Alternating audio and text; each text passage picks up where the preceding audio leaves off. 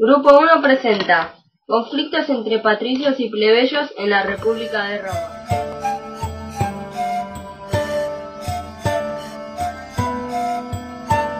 La historia de Roma durante el siglo V a.C. y gran parte del siguiente tienen como característica el conflicto que se produjo entre patricios y plebeyos. Esos eran dos sectores sociales en que se dividía la población romana. Debido a la expansión de Roma, se multiplicó la cantidad de plebeyos. Esa época fue caracterizada por las conquistas llevadas a cabo mediante guerras en las cuales los patricios, guerreros hasta el momento, necesitarían incluir a los plebeyos en el ejército. Estos aceptarían solo a cambio de más participación política.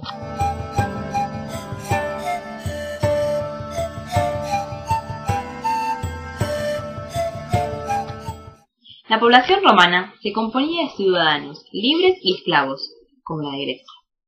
Desde tiempos remotos, los ciudadanos libres eran los patricios. Estos descendían de los antiguos miembros del clan, fundadores de Roma.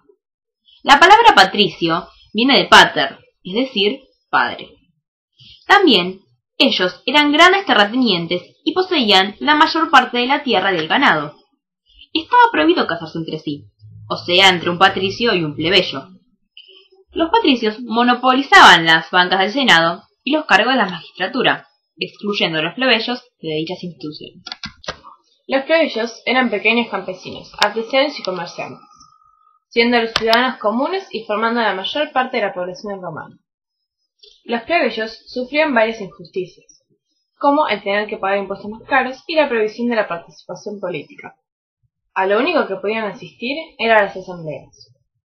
Muchos de ellos eran clientes o dependientes de patricios, y estaban obligados a luchar por ellos, prestarles apoyo político y cultivar en sus tierras, a cambio de su protección. Además, se sentían víctimas de la parcialidad en los procesos judiciales. Ni siquiera sabían cuáles eran los derechos de los que gozaban, pues las leyes no estaban escritas y solo los cónsules tenían la facultad de interpretarlas. Los plebeyos se rebelaron con el objeto de obtener la reparación de esas injusticias.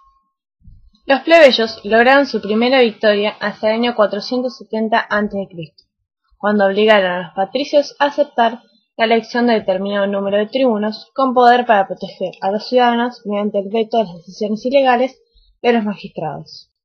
Luego lograron que codificaran las leyes alrededor del año 450 a.C. Así, se llegó a la publicación de la famosa Ley de las 12 Tablas. Esta no hacía más que perpetuar la tradición antigua, sin abatir ni siquiera la esclavitud por deudas. Sin embargo, gracias a ella, el pueblo pudo conocer su situación legal y apelar a la asamblea, contra la condena a muerte por algún magistrado. Una generación más tarde, los plebeyos conquistaron el derecho a ser elegidos magistrados de segunda categoría. En el año 366 a.C. fue elegido el primer cónsul plebeyo. La última victoria de los plebeyos se produjo en el año 287 a.C. al aprobarse la ley Hortensia, la cual disponía que las medidas aprobadas por la asamblea tuvieran fuerza de ley, fuesen o no ratificadas por el Senado. No se debe interpretar erróneamente la importancia de estos cambios. No constituyeron una revolución para ampliar la libertad individual, sino solamente para restringir el poder de los magistrados y posibilitar para el ciudadano común una mayor participación en el gobierno. Senado. El Senado se reunía en la Curia Hostilia, luego en la Curia Julia o en un templo, convocada por un magistrado que la presidía, siendo las sesiones públicas para hacerse a puertas abiertas. No había días fijos, aunque se preferían los días festivos, el de las calendas, primer día de cada mes, las nonas, quinto día de cada mes excepto marzo, mayo, julio y octubre, que era el 7, o los idus, que era el día 13 de cada mes, excepto marzo, mayo, julio y octubre, que era el 15. La sesión se anunciaba por un edictum o heraldo, oficial de armas, y las resoluciones se tomaban entre la salida y la puesta del sol, previa consulta de los auspicios y ofrenda de un sacrificio. Las decisiones del Senado recibían el nombre de Senado Consultos.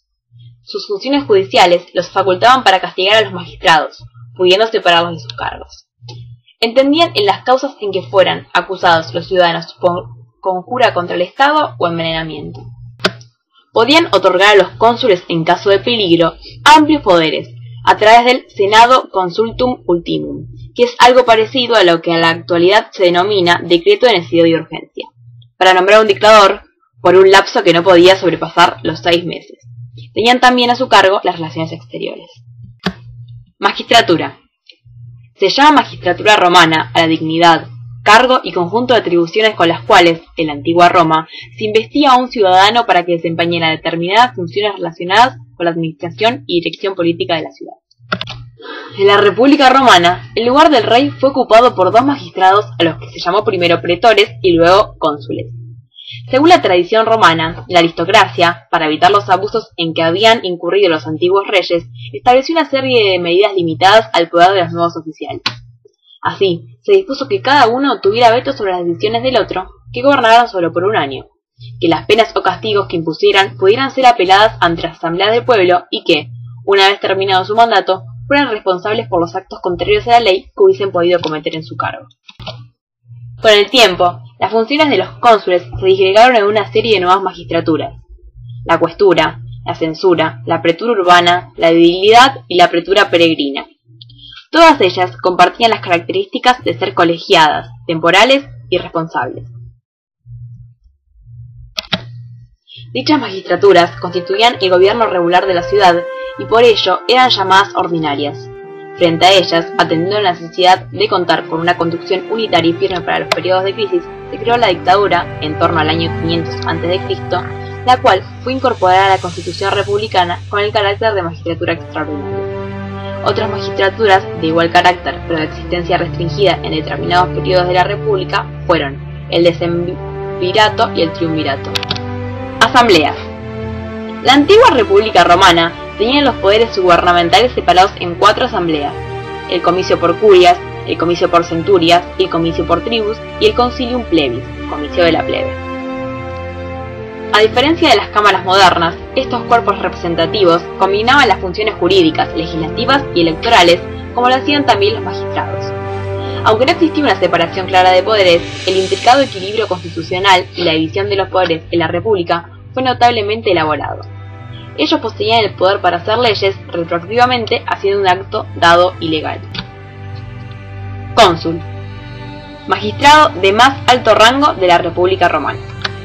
Tribunado. Los tribunos de la plebe debían proteger a los ciudadanos y procurar que ninguno fuese avallazado en sus derechos. Carecían de poder para orar, pero lo tenían para impedir. Para ello tenían el derecho de veto, que ejercían ya sea cuando se proponía una ley contraria a los intereses del pueblo, cuando un ciudadano era detenido, con lo que quedaba libre hasta el día siguiente de la sentencia, o cuando los cónsules convocaban al ejército para emprender una expedición. Nuestra conclusión es: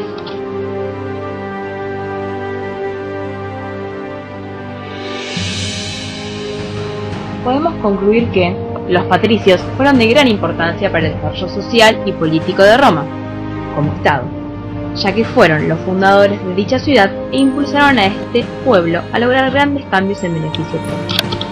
Los acontecimientos que se dieron durante el desarrollo de Roma hicieron que se creara un Estado más sólido, en donde pudimos captar, como uno de los principales aportes, la muestra de las primeras manifestaciones que hoy en día conocemos como democracia. Y esto gracias a los enfrentamientos que se dieron entre los patricios y los plebeyos. Estos también marcaron una muy importante manera de demostrar que los cambios a algo estatal pueden lograr un Estado sólido, justo, consciente y constitucional. Lo más importante de la conquista plebeya parte del año 494 a.C., cuando se organizaron políticamente al exigir el nombramiento de uno de los tribunos y sus magistraturas auxiliares, el edil plebeyo.